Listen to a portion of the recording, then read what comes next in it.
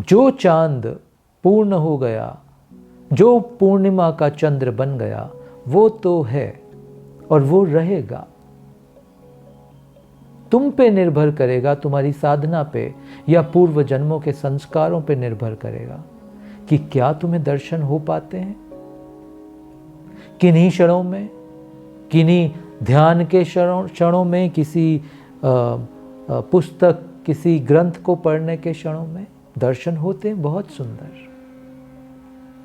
मेरी दृष्टि में अगर तुम्हारी साधना और अगर तुम्हारी प्यास मन की नहीं है, आत्मा की है, भीतर की है, तो ये अनुभव भ्रम नहीं है, तो ये अनुभव हैं और होते हैं।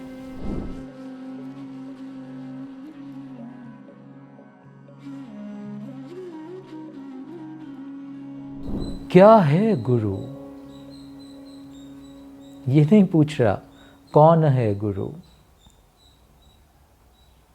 कौन तो स्वरूपों की बात आ गई, रूपों की बात आ गई। तुम रूपों स्वरूपों में थोड़ा सा अटक जाते हो। प्रश्न कौन है गुरु नहीं होना चाहिए, प्रश्न होना चाहिए क्या है गुरु। ये जो भारत में गुरु शिष्य परंपरा बनी इतनी आज तक जो जीवित है, जो मूल है भारतीय सभ्यता का, आध्यात्मिक जागरण का ये मूल है। क्या है गुरु तत्व, क्या है गुरु? तो ऐसा समझो ये पूरा जीवन एक चंद्र की यात्रा जैसा है। इसीलिए हर आध्यात्मिक ट्रेडिशन में, परंपरा में चांद का बड़ा महत्व रहता है। अमावस्या का, पूर्णिमा का, एकादशी का। देखते हो ये अमावस्या, ये पूर्णिमा, ये एकादशी, ये तो सब चांद से जुड़ी हैं। तो तुम्हारा पूरा जीवन एक चांद के जीवन जैसा है, चंद्रमयी जीवन है तुम्हारा। शुरुआत है इस जीवन की अमावस्या जैसी। मां के गर्भ में हो तुम, सब अंधकार वहां। उस अंधकार, उस अमावस्या से तुम्हारा जीवन पनपता है। अमावस्या तुम्हारे जीवन का पहला चरण है। तुम्हारी पहली श्वास मां के गर्भ में आती है, वो अमावस्या का जोन है। और ये पूरा जीवन तुम्हारा इस चंद्र की विभिन्न कलाओं का जैसा है। तुम्हारी नियति है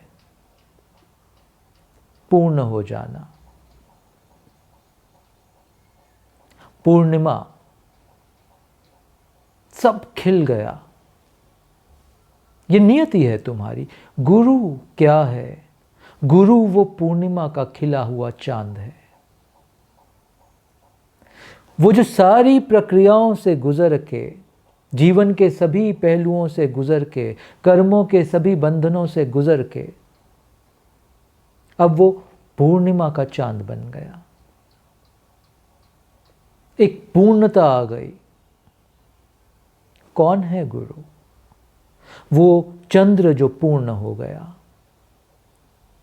और पूर्ण होने का अर्थ यह है कि उसको रियलाइज हो गया, ये समझ में आ गया कि ये जो रोशनी भी है मेरी, ये जो प्रकाश भी मेरा इस विश्व में साधकों तक पहुंच रहा है, ये प्रकाश भी मेरा नहीं है, ये प्रकाश भी सूर्य का है। जानते हो ना तुम, चंद्र का अपना कोई प्रकाश नहीं, वो तो सूर्य के प्रकाश की रिफ्लेक्शन मात्र है। तो चंद्र का अपना कुछ है ही नहीं। समझे इस बात को? क्या है गुरु?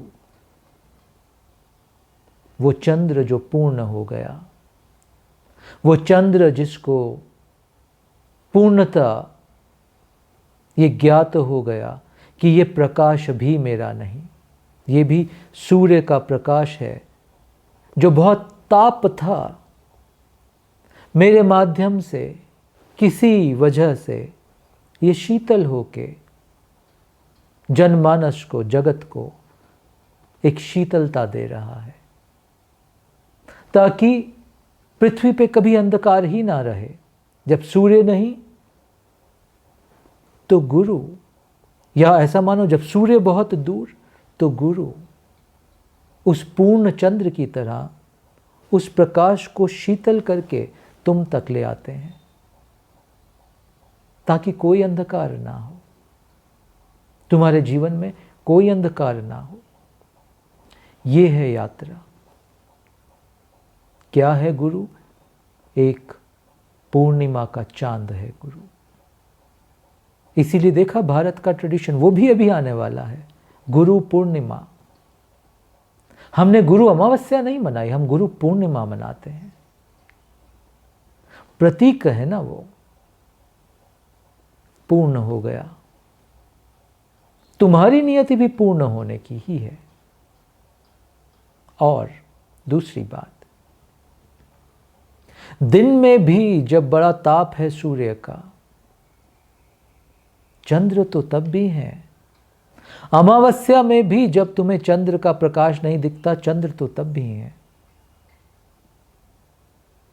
तो सुंदर हो रहा है तुम्हारे साथ कि तुम किसी गुरु का वाक्य पढ़ते हो, किसी ग्रंथ को पढ़ते हो, तुम्हें ऐसा लगता है, तुम्हारा अनुभव आता है कि तुम उस गुरु तत्व से कनेक्ट हुए, चाहे वो शरीरी नहीं है अभी, चाहे वो अशरीरी हैं अभी, तुम्हें लगता है कि उससे कनेक्ट हुए। स्वाभाविक है, होगा ही। देखते नहीं किसी दिन सूर्य खिला है, तुम आकाश में देखते हो तो तुम्हें चंद्र भी दिखता है, मगर सारा दिन नहीं दिखता। वो सुबह के कुछ पलों में, जब अभी सूर्य का ताप, सूर्य की चमक पूरी तरह से पृथ्वी पे आई नहीं, उन क्षणों में तुम्हें चंद्र के आकाश में दर्शन हो जाते हैं। फिर जैसे सूर्य का प्रकाश फैलने लगता है, चंद्र के दर्शन कम होने लगते हैं, मगर चंद्र तो है, वो कहीं गए थोड़ी हैं, वो तो है। फिर तुम पृथ्वी पे यहां हो, चंद्र नीचे हैं, बट चंद्र तो है। ऐसे ही ये गुरुजन होते हैं, ना भी हो शरीर में, अपने ग्रंथ के माध्यम से वो तो है, सदा है। जो चांद पूर्ण हो गया, जो पूर्णिमा का चंद्र बन गया, वो तो है और वो रहेगा। तुम पे निर्भर करेगा, तुम्हारी साधना पे या पूर्व जन्मों के संस्कारों पे निर्भर करेगा कि क्या तुम्हें दर्शन हो पाते हैं। किन्हीं क्षणों में, किन्हीं ध्यान के क्षणों में, किसी पुस्तक, किसी ग्रंथ को पढ़ने के क्षणों में दर्शन होते हैं, बहुत सुंदर।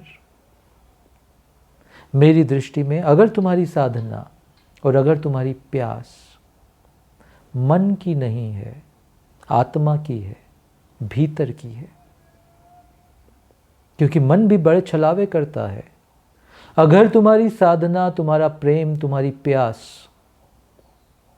ये मन के तल की नहीं, ये आत्मा के तल की है, ये परे की है, परा की है, तो ये अनुभव भ्रम नहीं है, तो ये अनुभव हैं और होते हैं। मगर एक बात और जोड़ देता हूं यहां, इन अनुभवों के पीछे भागना मत, ये प्रसाद रूपी हैं। आज तुम्हें खुले आकाश में भरी दोपहर को चंद्र के दर्शन हुए, ये प्रसाद है। अब तुम खोजने मत लगना, टेलीस्कोप लगाने मत लगना कि अब मेरे को ये अनुभव चाहिए। हर अनुभव इस प्रकार का प्रसाद है। प्रसाद मिला, किसी दिन मिला, किसी दिन नहीं मिला। ना तुम प्रसाद के लिए मंदिर जाते हो, मिलते हो अपने शिव से। किसी दिन बस एक तुलसी का पत्ता ही मिल जाएगा कृष्ण के पास, और किसी दिन कुछ मिठाई मिल जाएगी, किसी दिन कुछ फल मिलेगा, किसी दिन शायद कुछ भी ना मिले। प्रसाद, तो भागना मत प्रसाद के पीछे। अनुभव है, अगर साधना मन के तल पे नहीं, आत्मा की प्यास है, तुम्हारा प्रेम मन के तल पे नहीं, तुम्हारा शिव से प्रेम तो हमारी आत्मा की प्यास है, तो ये अनुभव आएंगे। चेज नहीं करना है इनको, ये प्रसाद रूपी हैं। तब उस स्थिति में ये मन का वहम नहीं होता, भागना नहीं इसके पीछे। और जब भी ऐसा कुछ अनुभव हो तो भीतर एक ही भाव हो, धन्य भाग, धन्य भाग आज दर्शन हुए, धन्यवाद भाग आज ऐसा अनुभव हुआ। बस उस धन्य भाग के भाव के साथ ही वो बात वहाँ ख़त्म हो जानी चाहिए। ठीक, ये कुछ है जो तुम्हारे भीतर हुआ, खुला, खिला। चरेवेती चरेवेती, चलो थोड़ा और आगे चलते हैं, चलो थोड़ा और आगे बढ़ते हैं, ऐसा तो सुंदर अनुभव है। संजो के रखो। धन्यवाद।